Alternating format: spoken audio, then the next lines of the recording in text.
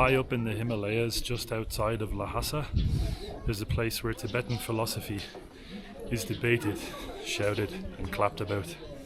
We've made it to the Sera monastery. In this place, first impressions, straight away, it's beautiful, very peaceful, and I think we're gonna probably get a chance to have a look at some monks. This here is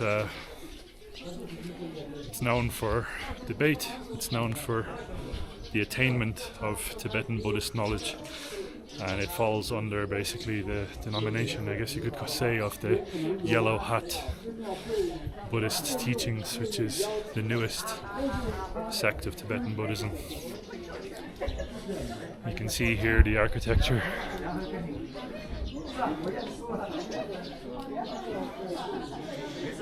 Stunning. Exploring Lhasa today has been eye-opening, to say the least. Quite literally been walking around most of the day just speechless, trying to take it all in as much as we can.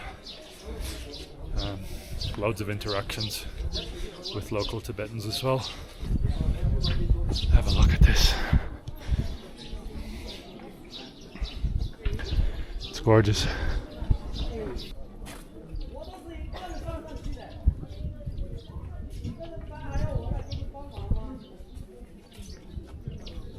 More than 7,000 monks living here. Because why I told the second largest monastery, the largest one is over 10,000.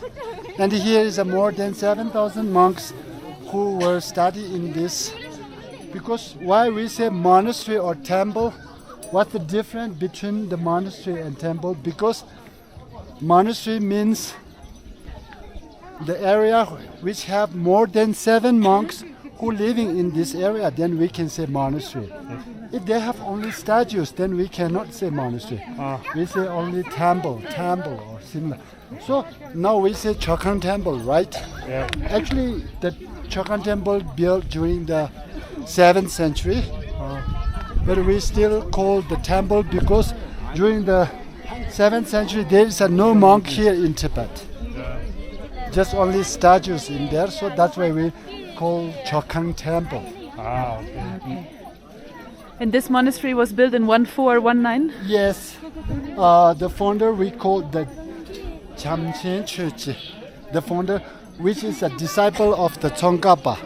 Tsongkhapa is founder of the Yellow Hat sect, the largest and the youngest sect here in Tibetan Buddhism. A lot of the teachings and the meditations are happening down here, but we do have to say that there's an extra place for monks just up here in the mountains. I hope you can see that yellow building just kind of here, where the monks can meditate and do their own teachings kind of in peace, away from the daily tourist hustle and bustle, which I think is so precious that that was taken into consideration in this monastery.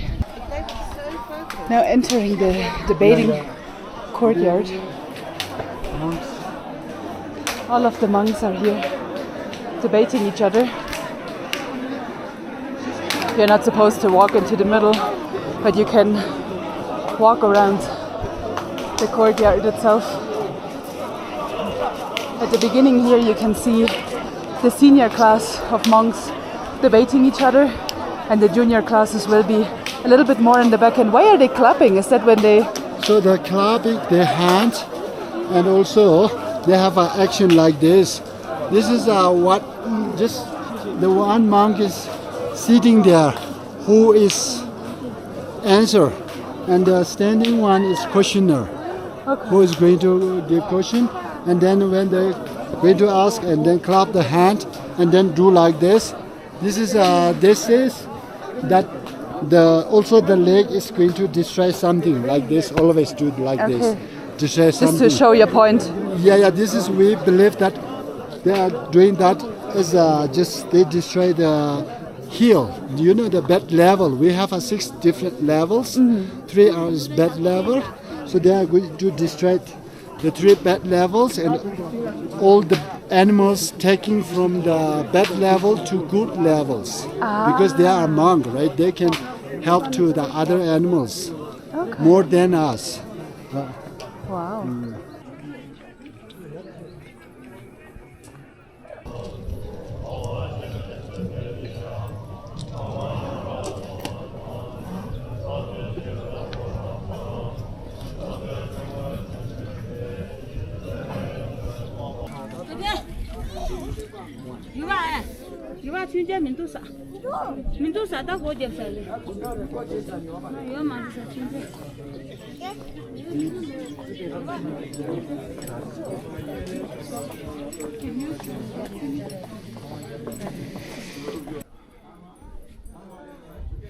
So we just spent like a good hour listening to monks debating, and then they all sat down and just started chanting in what seemed like some sort of a meditation. Probably about 200 or 300 monks in one place, sitting there peacefully chanting together. It's pure magic. Look at this. This is a very beautiful monastery, I have to say. It's gorgeous. Like, every aspect of it has been very carefully thought out, and all of it is very strong, has a very strong spirit. I can feel it coming off the walls here. It's so cool.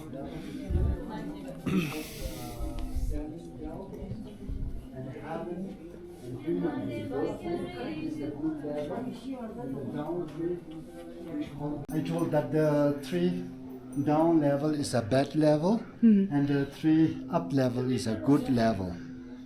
And also, if we are out of from this cycle, then we are just enlightenment. So Nirvana.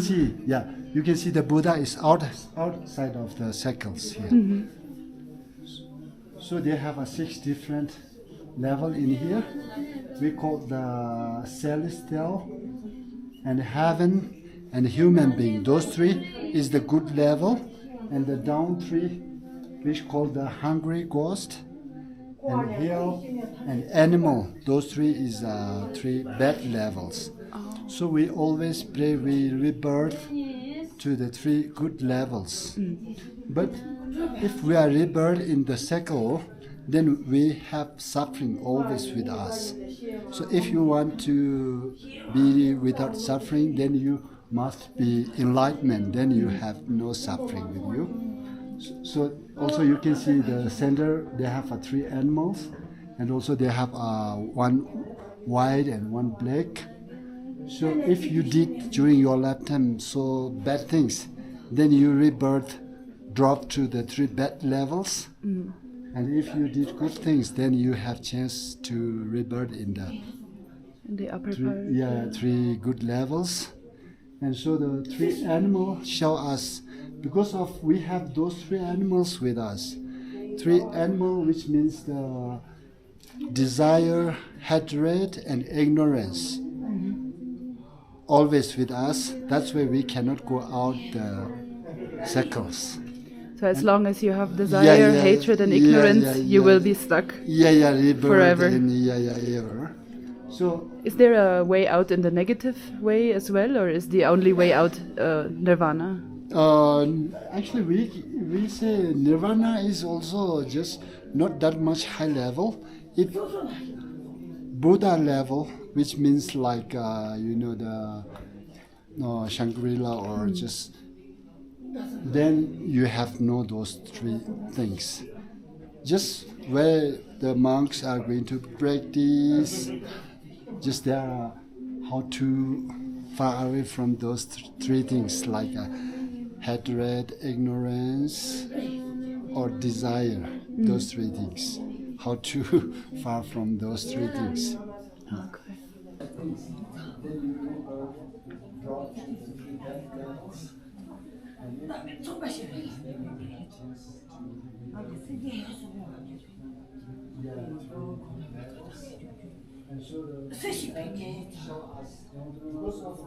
Some of the women that you see doing the prostrations outside this monastery, and also earlier today at the Potala Palace, some of them are well up into their 60s and 70s. The strength that it must take to do something like that over many, many hours, some of them many days and weeks. It's not comprehensible. I don't really understand it, to be honest. It takes a certain spirit. It takes like a real... You need something carrying you spirit-wise to be able to do something that physical. Because we just recently went through like a pretty tough physical challenge of cycling across 3 countries. And we completed like 1,600 kilometers or so. But that is nothing compared to what these women are doing. It's crazy. I feel like the Sera monastery is really one of those places that you want to come to if you want to gather a little bit more of an understanding and insight into what Tibetan Buddhism is like. I feel like we've seen many places, well, not many places, but we've seen quite a few places so far within Tibet. And this is probably the best access point for Buddhism in Tibet, and this is exactly what the Sera monastery is there for, right? A lot of course it's an active monastery, but it's also kind of a training center, a schooling center, education and so on, all around Buddhism, and I think it does a very good job at that. So if you are looking to get insight, understanding, just kind of generally a feeling for what the culture is like, because obviously religion forms culture, this is probably a very good point to start.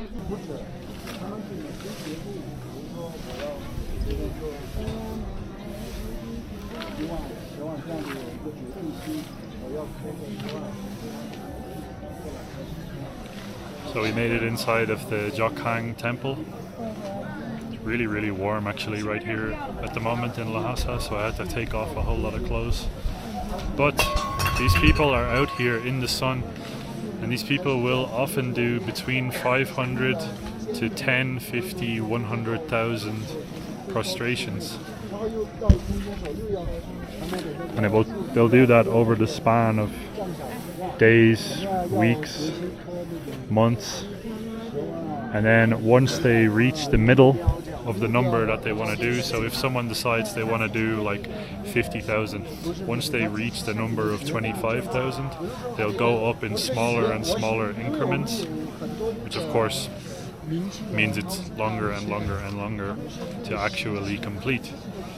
But it's an incredible physical feat. We've seen people doing this all over Tibet so far in many sacred places, and it's just crazy to be able to witness it.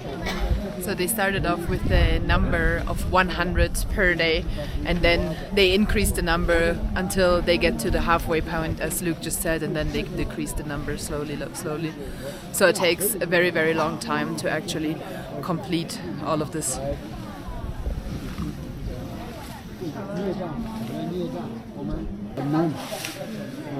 Because if they are just doing like this, definitely it's not good for people to see the things. So that's no problem. Before that, we have these holy temples here, but most of here, what happened in we call the Great Prayer Festival, which is holding in here. Mm-hmm. It means from the other monastery, for example, like a Sera monastery or Ganden monastery, the monks all gathering in here, and then they have such big prayer festival. We call the Great Prayer Festival, and also we can see there is one throne over there. The throne is in old time used by the Tsongkhapa, and nowadays using by the number of Dalai Lama during the monks in here.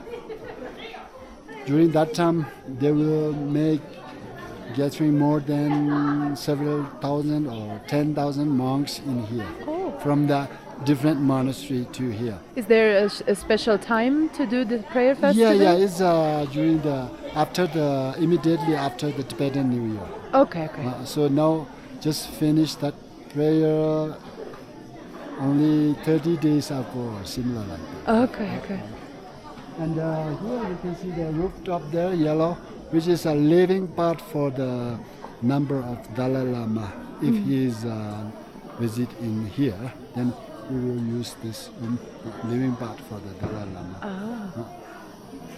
We just asked there, by the way, the locals don't have to pay any entry whatsoever for the monasteries, the palaces, and so on in Tibet, because obviously a lot of them are on months and months and months of pilgrimage, and during that time you don't really make money, right? You're only doing your pilgrimage, so it would be very, very difficult for them to also pay entrance. So they don't have to pay entrance, and that is also because hundreds and hundreds of years ago, those local people were the only people to keep these types of monasteries, palaces, and so on going. So now they don't have to pay, which we really think is a good thing. So here also you can see the kind of fruit offering there, which is, and also they have a barley seed. When they get the first barley from their field, then they bring the barley here and offer here. You can see the fruit offerings over here. Wait, I just walk over quickly.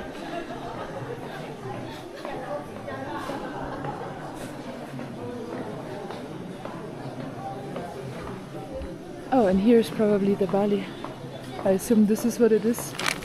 Oh no, this looks like rice. It's banana.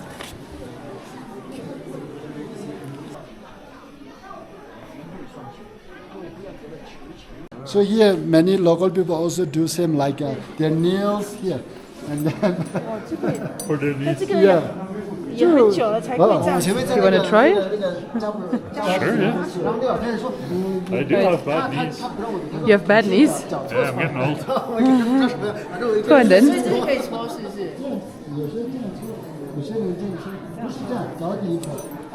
She's sorting her toes out at the moment. 就反正说法不一样嘛，就比如说你膝盖，这样子啊，膝盖痛呀那些，他们就做这种，做这个动作，因为对性男的 Change the knee, other knee. My left knee is the problem. Here you can also witness the debate of the monks. Unfortunately, we're too far away to hear what is being said or the dialogue, the debate itself. But this seems to be very common practice in all of the monasteries around Tibet, which I think is so cool to see.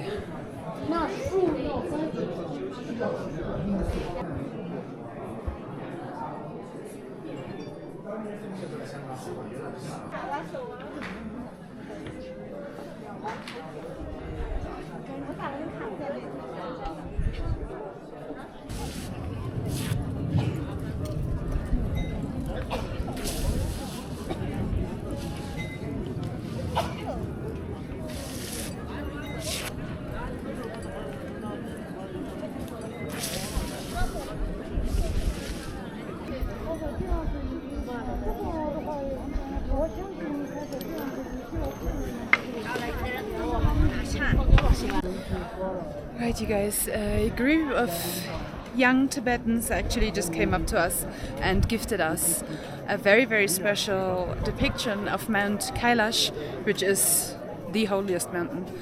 And it's handmade from Tibetan people.